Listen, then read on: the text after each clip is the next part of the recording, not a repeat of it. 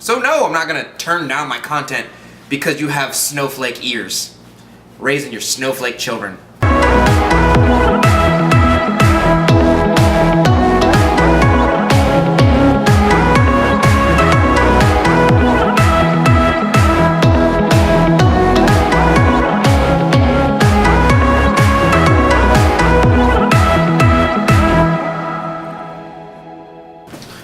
Okay. Alright, let's answer some of these questions. Hello, you dirty potters. How are you today? This video is just going to be a Q&A. I decided after 2,000 subscribers, I'd do one more Q&A video, simply because I get a lot of questions every single week, but I don't have enough time to make a specific video about every single question. So I figured I'd make a Q&A so that everybody can kind of get the flows out, get the juices out. Plus, it's a good time for me to sit down, ask you how you're doing, ask about the kids. How is Braxton doing, by the way? Is Braxton and his brother Xavier still on that ski boat that his dad bought him? I know, because you named him Xavier. So here are the rules of the Q&A. You're allowed to ask me anything you want, and you're allowed to ask it anonymously if you want. I got some anonymous questions on Tumblr, and the majority of you actually don't mind having your name on the screen, so I don't mind that either. I'll put your questions there. But unfortunately, there's a lot of questions that I can't get through, so we're gonna go through as many as I can, and hopefully I satisfied enough of your questions until we do another Q&A, most likely at 5,000 subscribers. By the way, I assume the majority of you who are watching this care about the channel enough to watch the Q&A and not just absorb pottery information for your own benefit. And because of that, I wanted to give you guys a huge thank you. I mean, I hit 2,000 subscribers, and 2 days later, I was at 2,100 subscribers. My channel is growing at an alarming rate. Like, every time I wake up, I get a little bit scared, because that means more eyes are on me each and every day, and that means that more people are asking questions, more people are demanding videos, and I love you guys so much. You are the most supportive group ever, especially my patrons who keep this channel alive. The fact that you guys support me is the reason I have this new high quality camera, is the reason that I'm able to do maintenance on my kiln, is the reason why I'll never run out of clay, and I don't cry at night thinking about this. I mean, I do cry, but it's just like Ron Roy's high gloss black down one eye as I look off into the sunset with a bird. And I don't know what you guys are doing. I don't know if you're sharing these videos. I don't know if you're just liking the crap out of them. I don't know if the YouTube algorithm is like, hey, more people are paying attention, so we're gonna put you higher on the list of pottery videos. I don't know what's going on, but it's growing at an alarming rate, and I wanted to thank you guys so much. It's seriously, I never thought that I would get a chance to do my own artwork on the level I'm doing it right now. And I'm already like satisfied right now, and it's still growing. So I'm like a little afraid, but at the same time, this is what I wanted as an artist. I think every artist likes to get some type of feedback for their artwork and notoriety, and I'm getting that by way of YouTube and this awesome technology and my awesome supporters, and I seriously want to thank you from the bottom of my heart. As soon as we get to 40 patrons, I'm going to start sending out 2 packages of art every month, of some of my art anyway, so that way you guys can really enjoy what you put your money into. So I'll be sending you guys bowls and cups and plates and things like that, and I mean, I don't know what else I can give you other than the thing that I actually make with my heart and soul, and I really wanted to thank you for that. With all that being said and out of the way, I just want to get rid of some really basic questions so we don't sit here all day answering other people's questions, so you can look at the camera and be like, oh, he got to my question! But I saw a large amount of reoccurring questions, and I want to get them out of the way right now. There's about 4 or 5 of them. Let's go through them real quick. First of all, I'm under the age of 30. No, I'm not going to tell you my real age. Secondly, for all the people asking my race, it really doesn't matter. I am of the human race, and race is a societal construct. There's no such thing as race. Technically, all of us are of the race human being, but if you're asking for where my genetics come from, technically speaking, I'm majoritively German and African. So, technically speaking, I'm just half black with white skin. Thirdly, my favorite color is pink. Fourthly, my favorite glaze color is gold and or pink, even though gold isn't really a glaze, it's really a luster, but we call them luster glazes anyway, just to get technical. Fifthly, the size of shoe that I wear is size 14. Yes, I have big feet. Think about your penis joke later. And number 6, yes, I do have a job. This isn't the only thing I do, but we'll get onto that at a later time. Let's get to question number 7, though, which is the one that I majoritively get, other than like, what's your race? Question number 7 is an actual question, and many people ask this of me. They always ask me what the reason is of me starting my YouTube channel. Let me get this out of the way. It's not for notoriety, it's not for money at all. Those 2 things, I was doing pottery before I made money off pottery. I need you to know and understand that now. I'm not some guy making pots in his basement specifically to make cash, because I think pottery is a cash cow. And I also don't do it for females. I mean, if I wanted groupies out of an art channel, I chose the wrong thing. I would have been John Mayer up on the stage by now if I felt like it, but I'm not. I do this because I like it and because I love it. The reason that I made this channel is because right when our current president came into power, right, he, for some strange reason, cut a lot of money for the Art Foundation, right? The Art Foundation, or the Foundation for Arts, is specifically a taxpayers program in which the majority of our taxes, you know, some of it goes to the military, some of it goes to fixing our sidewalks and education. Okay, that was a lie. You know how the majority of it goes to our military and some of it goes to our education and sidewalks? Well, when he did that, he essentially cut a lot of classes for schools as far as funding goes for those classes. So a lot of colleges had to cut their ceramic art and art programs. So here's what I did. As soon as he cut a lot of the funding for arts, I decided, you know what, I already know how to do this stuff. I'm just gonna explain what I'm doing as I'm doing it so that other people can learn. So that way the art world will never be without somebody who knows what they're doing. Somebody who won't grow with them. Somebody who won't teach them what they need to know in order to grow as an artist. Because the second that you start taking your first pottery class and you fall in love with pottery or ceramic artwork, and then all of a sudden it's yanked away from you because you lost funding for your class, it's immensely, it's like losing your dog, but you actually liked your dog. But it's extremely sad because now you have nowhere to go. You're now a Ronin. You have no master. You have no teacher. You have no one to teach you things. And so even though I'm just a student, I decided I'm gonna teach you guys the little bit that I know. Instead of complaining about what my taxpayers' money should do, I'm gonna do it myself. I'm gonna supply you guys with the things that you need in order to be complete and self-sufficient human beings who wanna advance themselves in ceramic artwork. So that is specifically the reason why I started to kick it into gear and the fire got lit under my ass for this channel. I started messing around with it a while ago, I decided it wasn't for me, and then somebody came into presidency and I was like, dude, he literally just cut off like nearly half the money that people like me need to be people like me. Imagine an amazing, like, if you have a kid right now, look at them. If you have a kid right now sitting on the couch watching this, look at your kid. That person can be an amazing, amazing artist.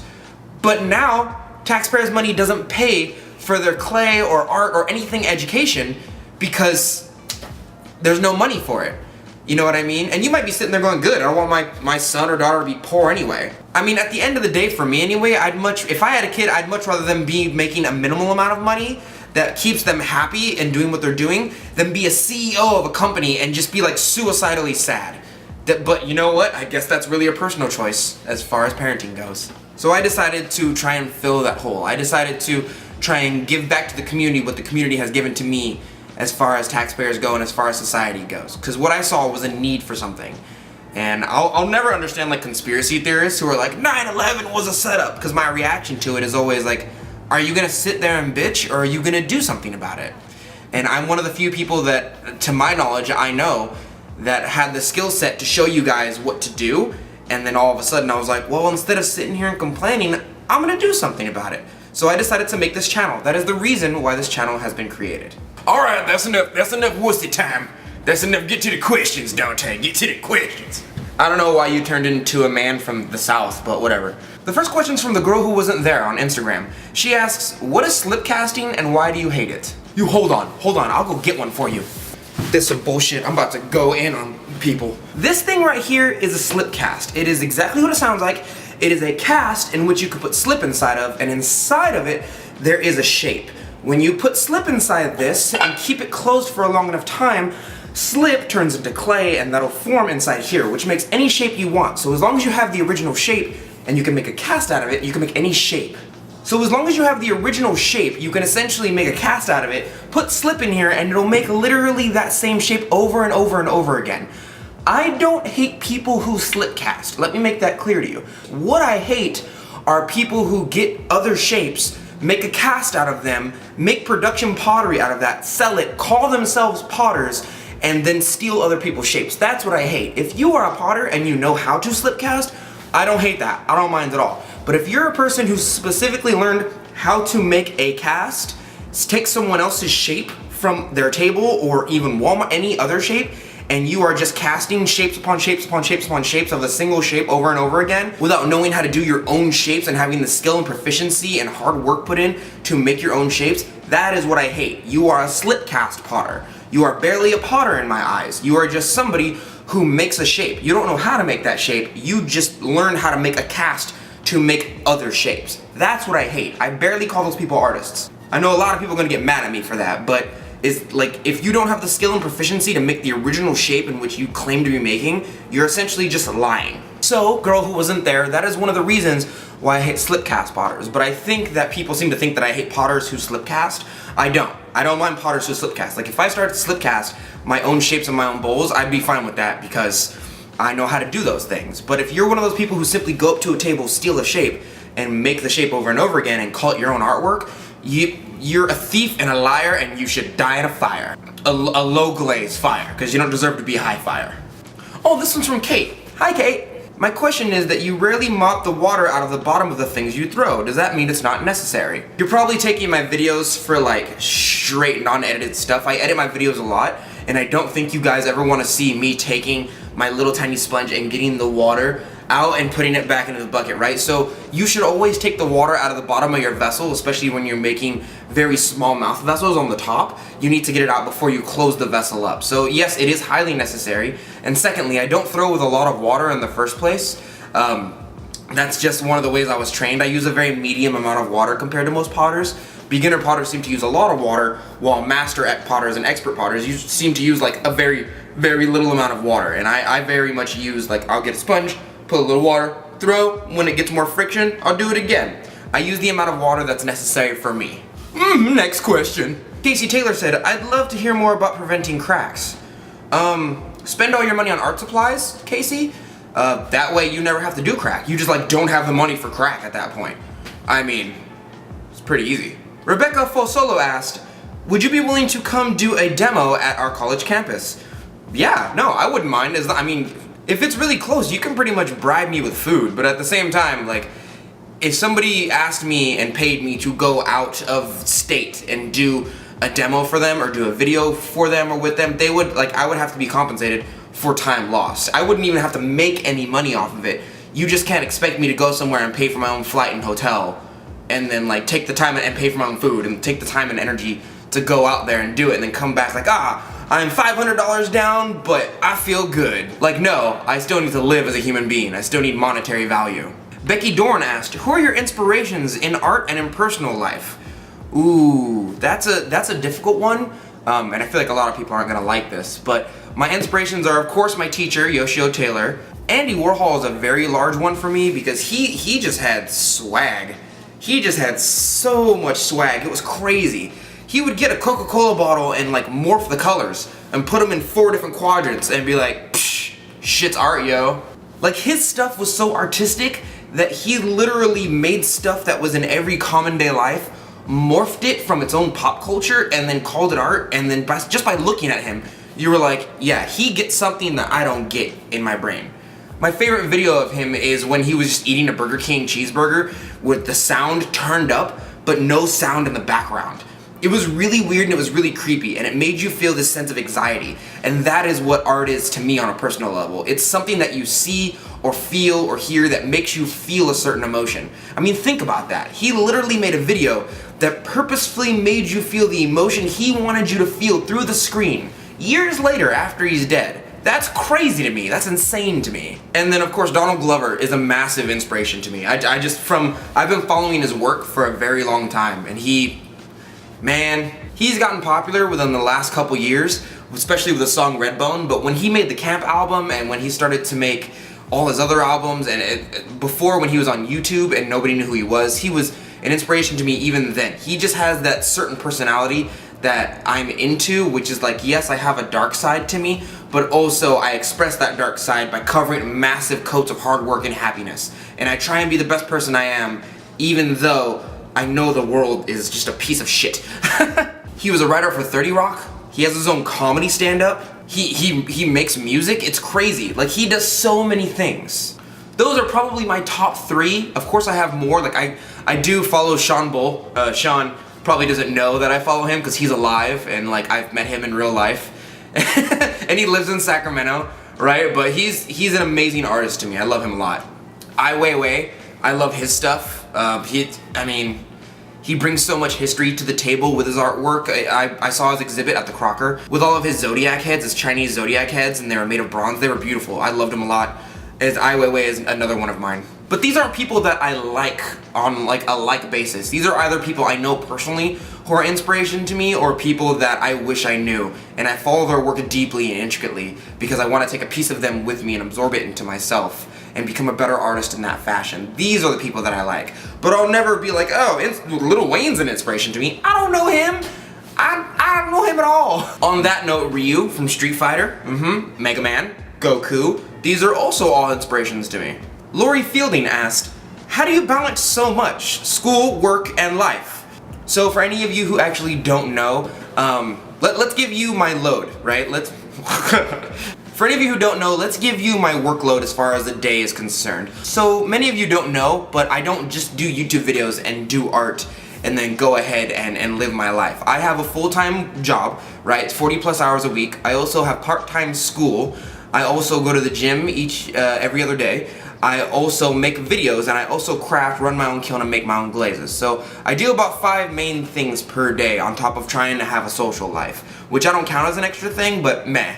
But let's give you my heaviest work day. On Mondays and Wednesdays, I wake up at 8, I make myself food, I eat by 9, I get to school by 10. I go from school to 10 to 12, and then by 12:30 or 12 o'clock, I'm usually at the gym from 12 to 1 or 1:30.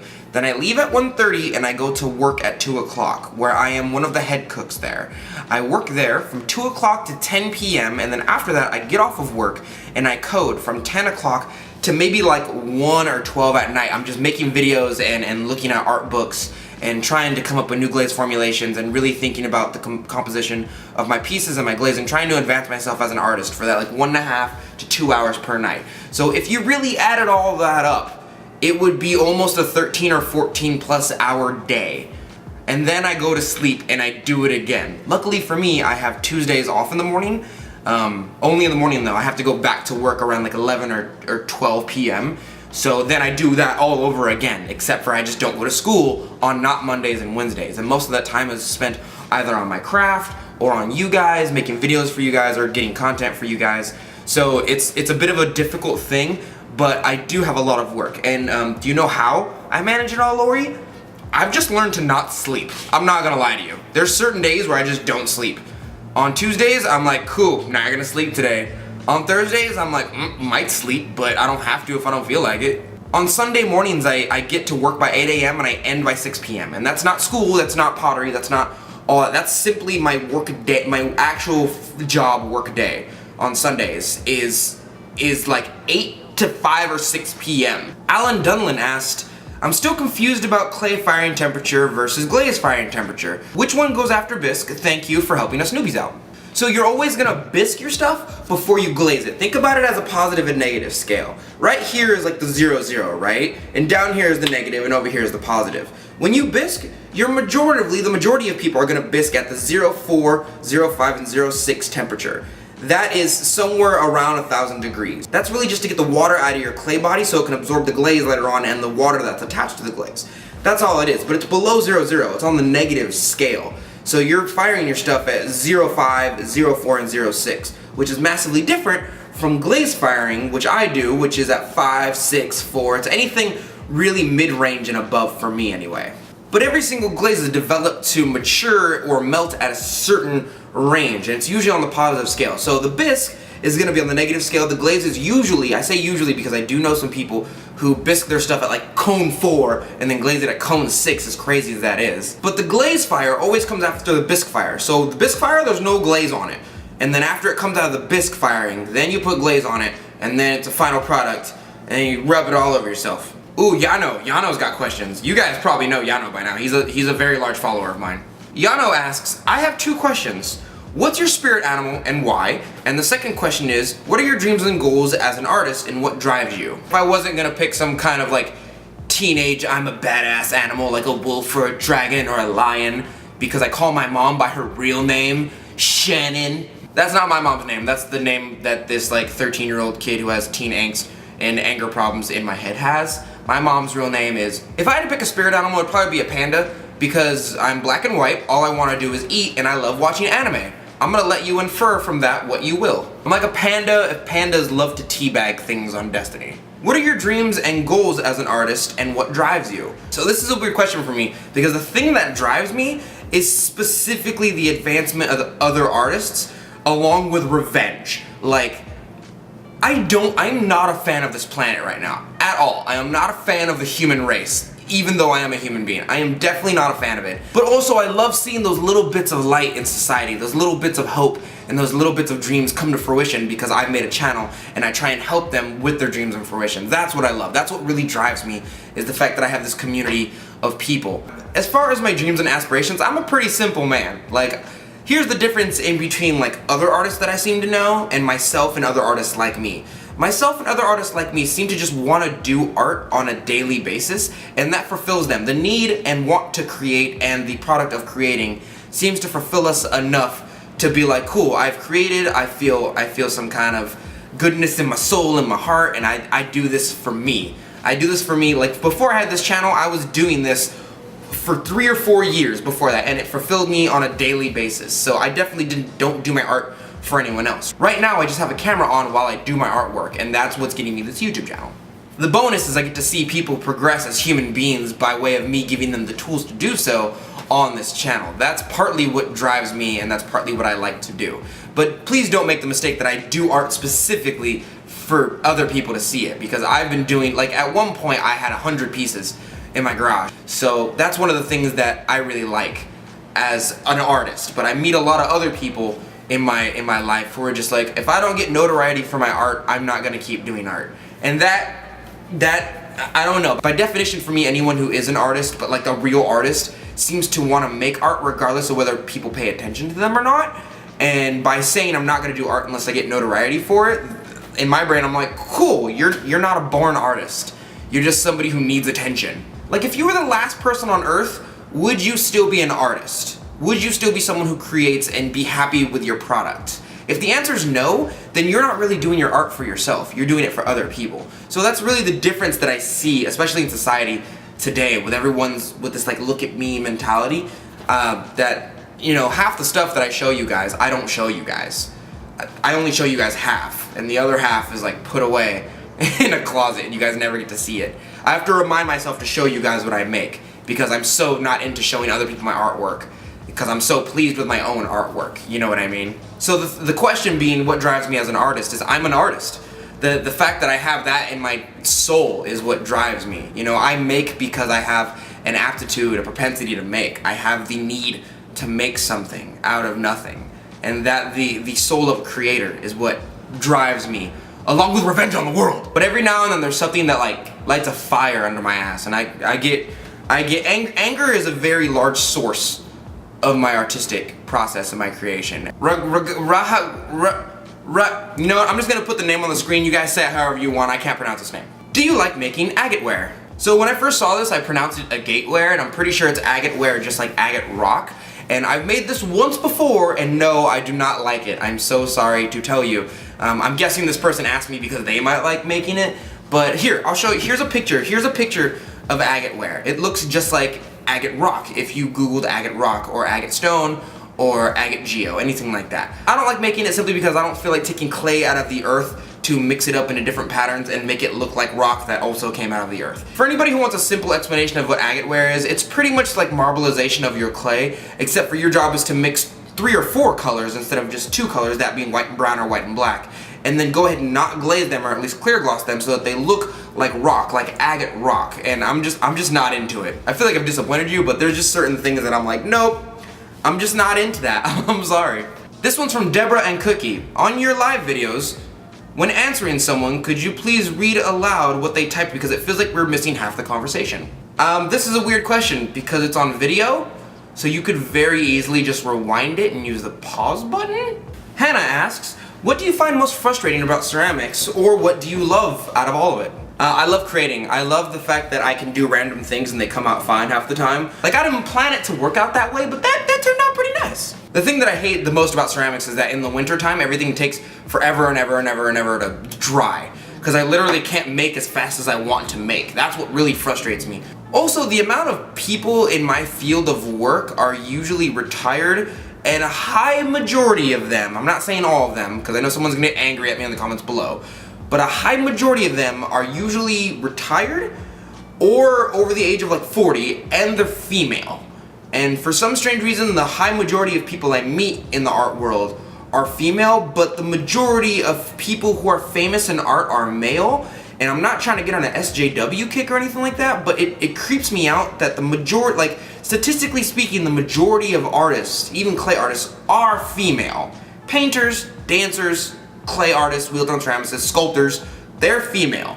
But at the same time, the majority of the famous ones are male. Frustrates me because I can't figure out why.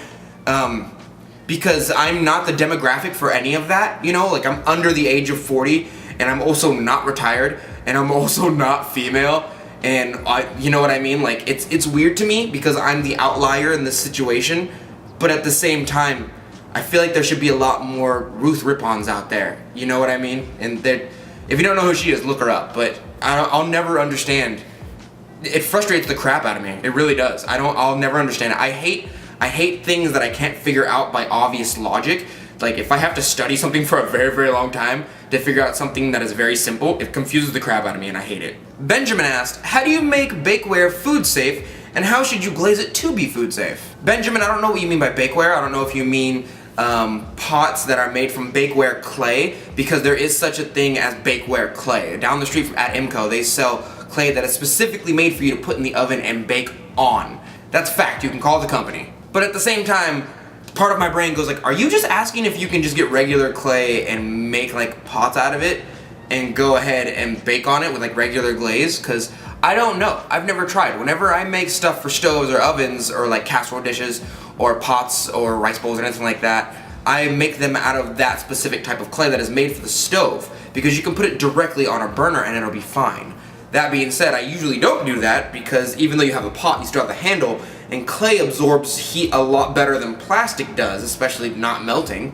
And the majority of my pots and pans at my house are either cast iron or why am I still holding this up? They're either cast iron or they're made from that little plastic part that's surrounded by like tin or metal, so they don't burn. But whenever I cook stuff with a clay pot on my stove, there's a little bit of residual heat that crawls up that handle right here. So I usually don't do that. But mine turn out food safe. I know there's a large argument in the world about food safety, but I also do know that like Amco and Aardvark and Coyote all test their glazes to be food safe.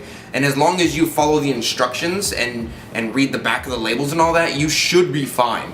That being said, I'm supposed to tell you to test your glazes in your own atmosphere, but that's what it says on the back of the bottle. But at the same time, everyone that I've ever food tested for food safety in the college lab, or I sent them off to the Canada lab, or I tested them myself with like lemon test, they've all turned out fine.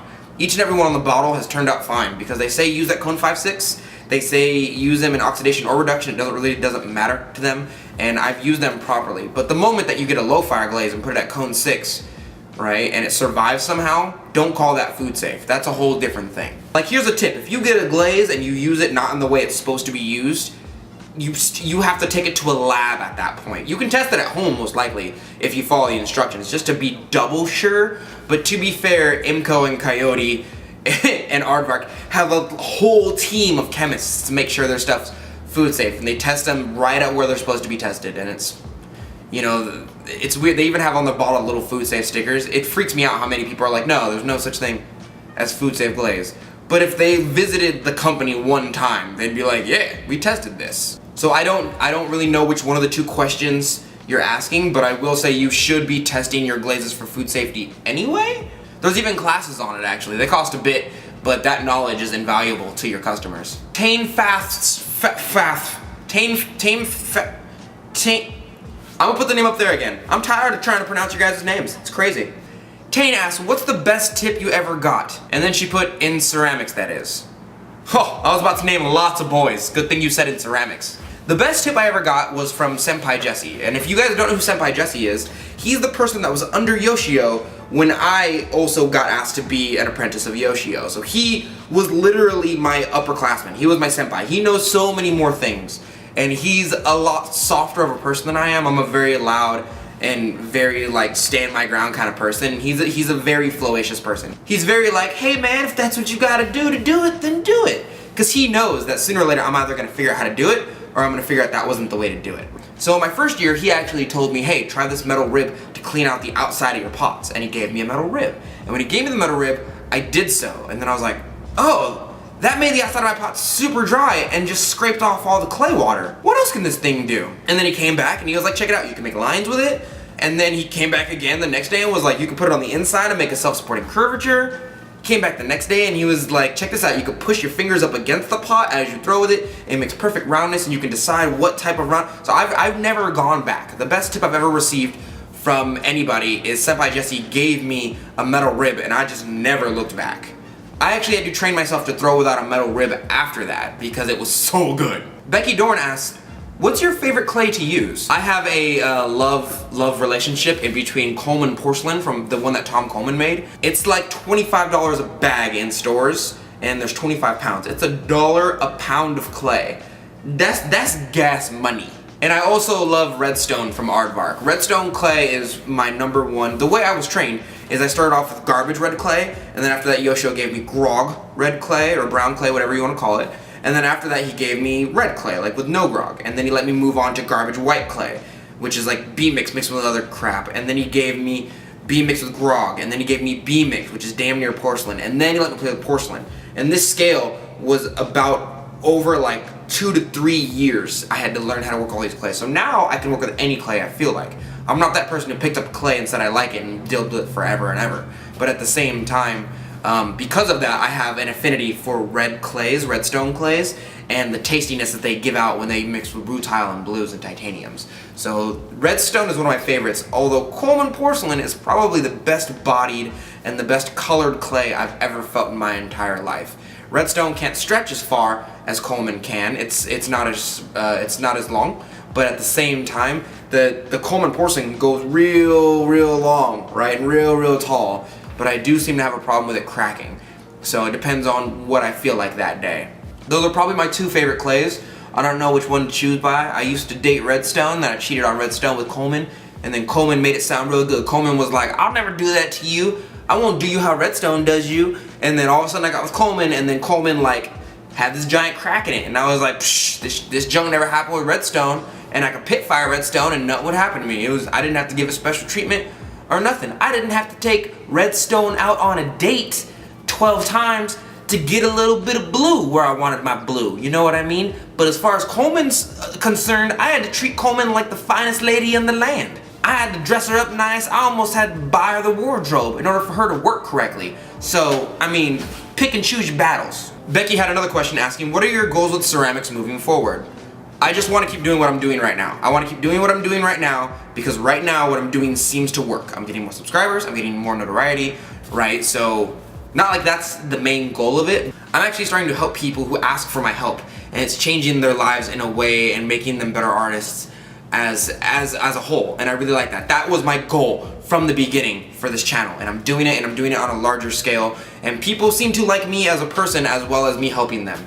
So, you know, every now and then I get a comment like, this channel's just about you, and then I get a comment of like, your videos helped me so much in my class. So that mixture of the two things, I want to help people, and I also want to give you a bit of my soul and my heart and my personality and what it is to be a non-stereotypical potter. Like, I'm not some old dude in his basement at like 60 years of age who's like, no, you can't have my glaze recipes, they're mine, no one can have them. You know, I want to be that guy who's outspoken. I want to be the guy who talks to you on a personal level. I want to be the guy who is allowed to be a pervert as well as allowed to be an artist at the same time. I want to be that guy who gives you glaze recipes. I want it to feel like art is an inviting place for you to be, and by doing that I will make more artists in the world, which I feel like we desperately need on a certain caliber, right? So, but by being the guy who like just shuns society and just wants to keep all his knowledge to himself, that's not me. That's not my jam, right? So I feel like I'm doing the thing that you asked me what I should be, I'm doing the thing. This one right here is anonymous. This one, I'll keep your name anonymous. This one's from Tumblr, and it was just typed in as anonymous, so I gotta ask it still. This person asked, what are some of your pet peeves? I have very distinctive pet peeves. First of all, I'm a very logical person, and so I dislike whenever people give me illogical reasons for things that they do that they think are logic. Like, I hate mental gymnastics and context arguments. For example, I was in the car with a friend the other day, and I was driving, and I was trying to get over to my right, and he goes, get over to your right. And I go, hold on, I'm waiting for this car to pass. And as I'm driving, I literally see him look over and go, that's a truck. And I almost exploded. I'll never understand what it is with the deal with people who correct other people when you understand the context of the situation, because you understand, and I understand, that we were talking about the vehicle to my right, which whether it is a car or a truck or not, they both share similar features in essence that make them a vehicle. And it freaks me out that people love to correct other people underneath context. It's like if your friend woke up and you're like, oh, did you have a good sleep? And he goes, I didn't sleep, I took a nap. Because anything that is sleep is 8 hours or more, and a nap has to be 8 hours or less. So I didn't sleep.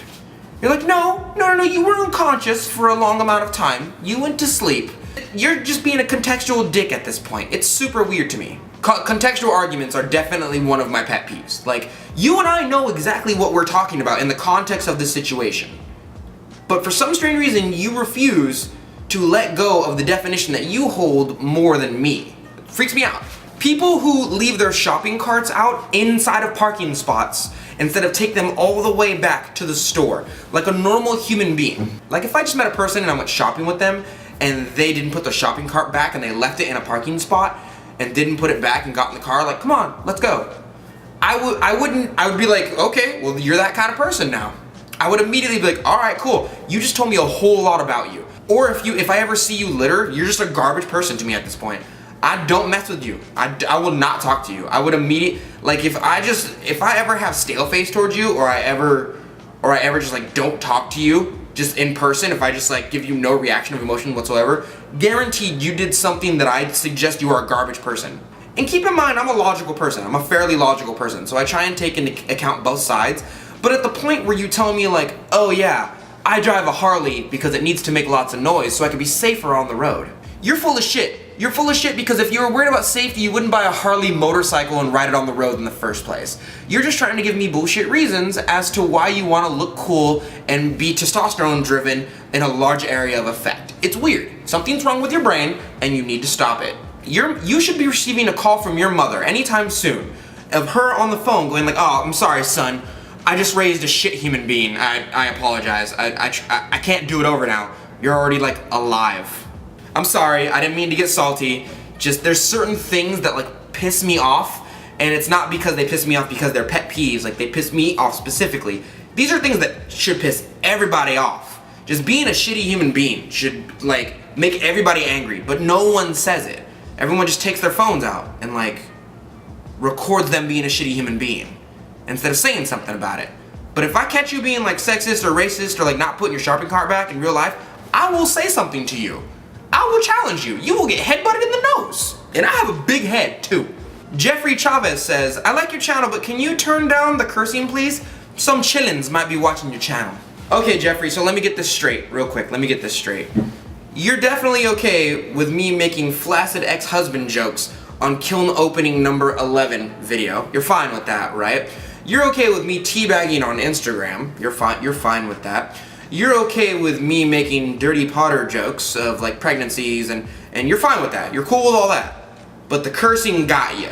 Okay, I just wanted to know where the line was. I just wanted to make sure that we all knew that like the kids need to be protected from the cursing, but let them teabag. It's your responsibility as a parent to keep them from watching things you don't want them to see because that's your child. If you weren't ready to have a child and protect them from what you don't want them to see, you're allowed to raise your child however you want. But if you're not willing to keep track of that child on that level to the point where you don't want them ingesting information or negative or positive influences, whatever thing you might be. But I refuse to tone down my content and not be me specifically because you think children might be on here and you're a fully grown adult that can't handle cursing.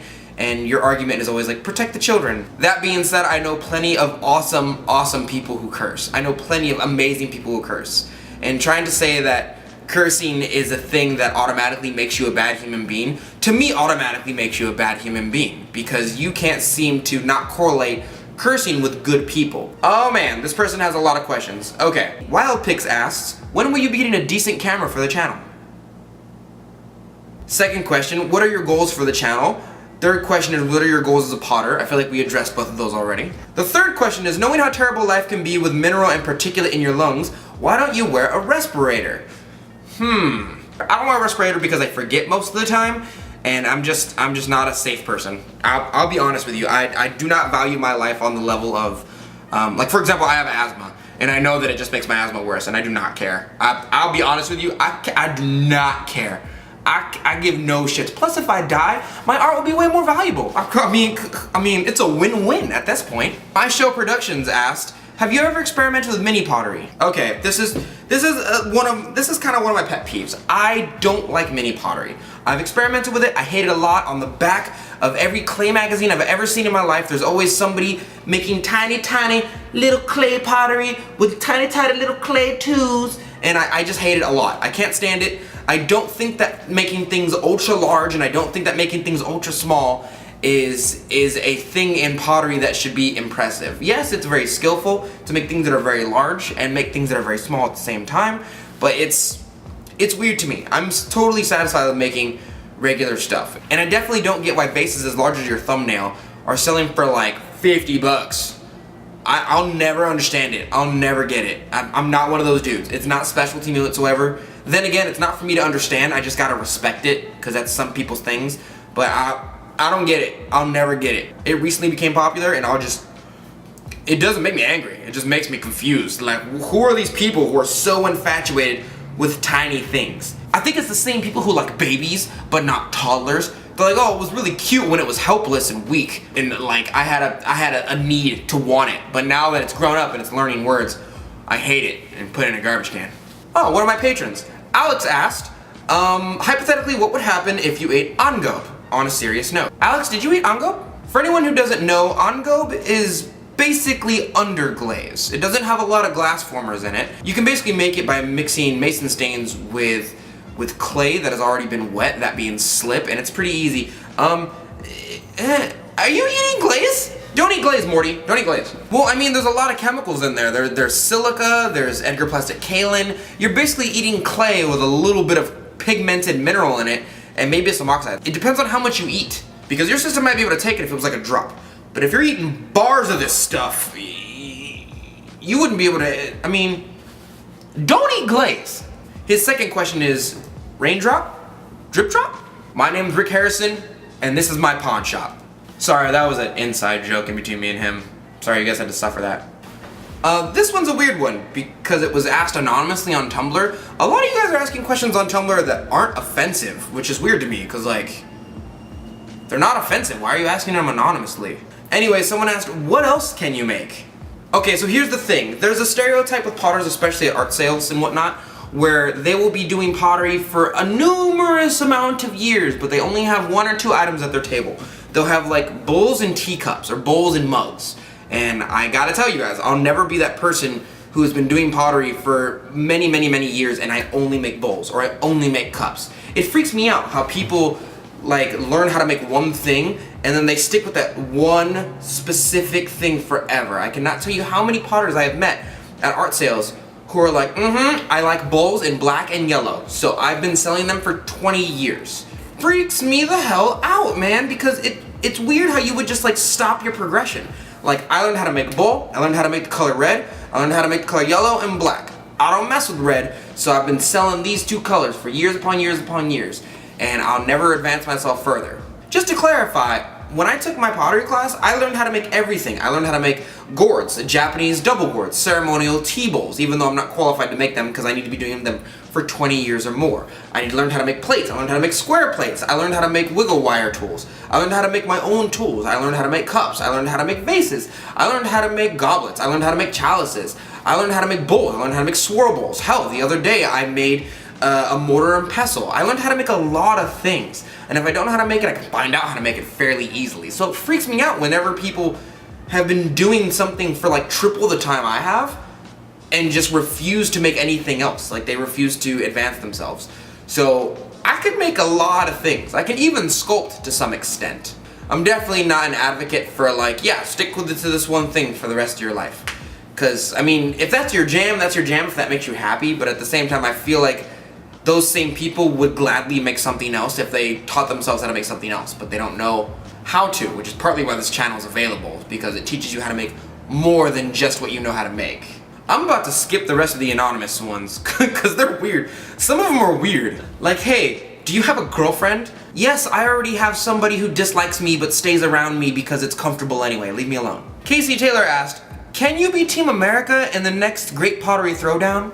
Okay, so for those of you who don't know, the next Great Pottery Throwdown is a show in the UK, in which is like a reality TV show mixed in with a little bit of competition of just people who are competing in ceramic artwork, specifically that of pottery. And it's a wonderful show, I like it a lot, but I like the fact that they're not as competitive as Americans are. Americans would like try and sabotage each other, but like I remember one episode where people were helping other people glaze their pottery in order to finish before the time was up, and it was gorgeous. It was a beautiful thing. That was teamwork at its finest. So that being said, no, I probably wouldn't represent Team America for the next Great Pottery Throwdown. I'd probably try and represent Japan or Egypt or Africa, but I'm kind of ashamed of America right now for obvious reasons. I'm looking at you, Charlottesville.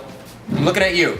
Oh, okay, that took a lot of energy out of me. Weirdly enough, that took more energy out of me than like just making something out of clay. So I'm gonna get going now. Thank you guys very much for joining me. I hope you liked that as far as the people who follow my artwork closely, because I feel like the people who just like wanna watch me for glaze recipes and how to do stuff don't care at all about this video. But again, thank you very much for your questions. Hopefully we could do another one at 5K. We'll do something special, and there should be a blindfold throwing video coming for you pretty soon, because that was part of the 2K subscriber deal, is that I would do something to that extent of special with you, as long as I answer the questions along with it. So thank you again very much for showing up. If you want to see any of my artwork, my Instagram, my Facebook fan page are down below. I will see you, Dirty Potters, next week. Keep being perverted. Keep being perverted.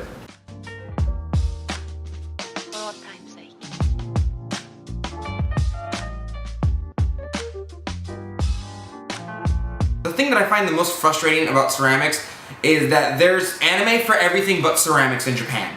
It pisses me off. I'll never understand it. Look, hold on, for anybody, Steve, I know you're watching and I know you like anime too.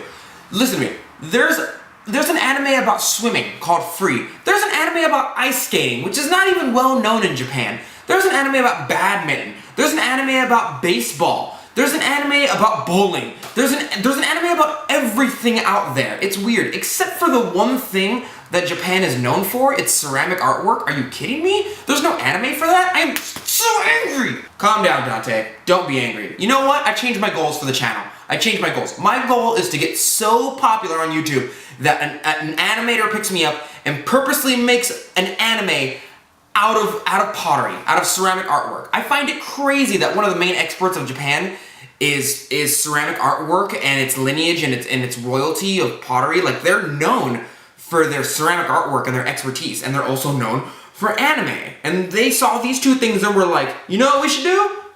We should make an ice skating anime.